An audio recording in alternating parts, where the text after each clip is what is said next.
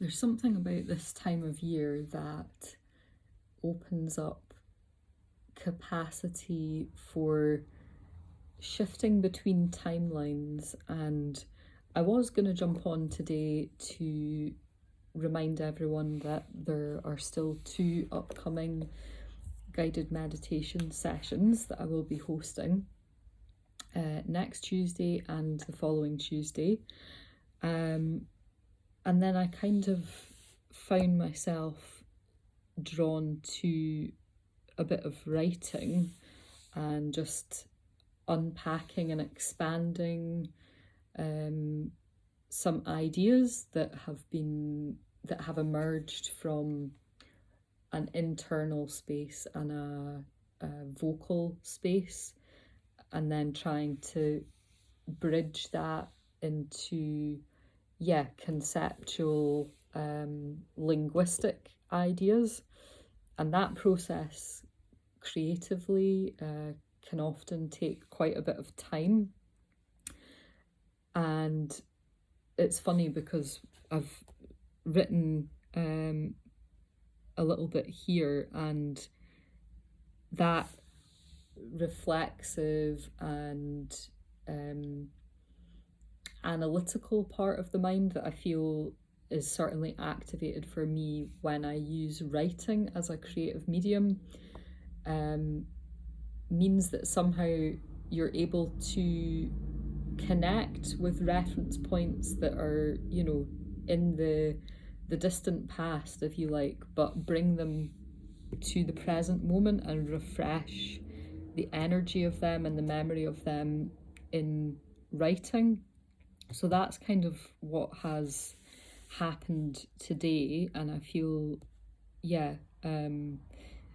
this could in some way be like the precursor to a chapter, because I realised that there's a lot of information there and a lot of threads and strands to pull out and expand on. But I just thought to do something a little bit different for a share today, that I would read you what I have written. And I began this process thinking about freedom of expression. So that was the kind of the tone that I had in mind before writing. So here we go. I began this research journey seeking to understand how to cultivate deeper authenticity in vocal expression. What my subsequent personal trauma experiences taught me was that in order to have the clarity and capacity for my true voice to emerge, I had to establish a quality of safety inside of myself. I reflect on much of the music education I was exposed to in regards to performance. The reality of performance anxiety was highlighted, and the invitation was to harness this energy, to channel it into delivery.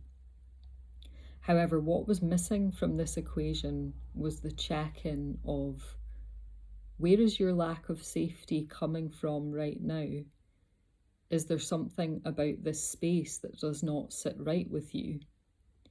The external environment was always assumed to induce stress, i.e. an exam or a recital, but there was never a deeper questioning of the energy of the space, the power dynamics, the structure of hierarchy, the atmosphere of judgment and analysis, the pressure.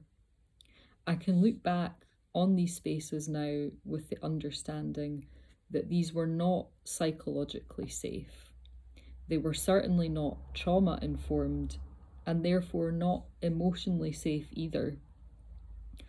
Who I was as a child, with my own reference points for safety, of course, colours this, but consider that training in music is essentially training in sensitivity to space, movement, the nuance of vibration. So Can we trust when a young person tells us that they do not feel safe in a performance space? Yes, absolutely.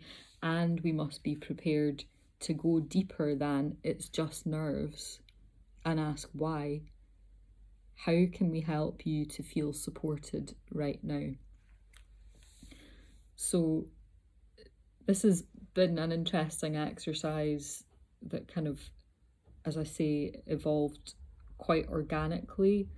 But there's an element within that writing where I feel like the skills and tools and knowledge that I have now can in some way help me revisit that particular place and point in time within me and actually steward that and offer a bit of nourishment, support, and healing to help me unpack that and process that a bit. So that is my share with you today, and I would be so interested to know, depending on what your experiences with performance are, with music education, what kind of school you have come from, and if any of that resonates with you. There's a lot of pressure in the classical world in particular, and that's kind of where I'm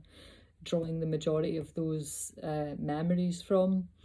And yeah, everyone has different experiences, so I'd be really keen to hear what your memories are, exam memories, performance opportunities.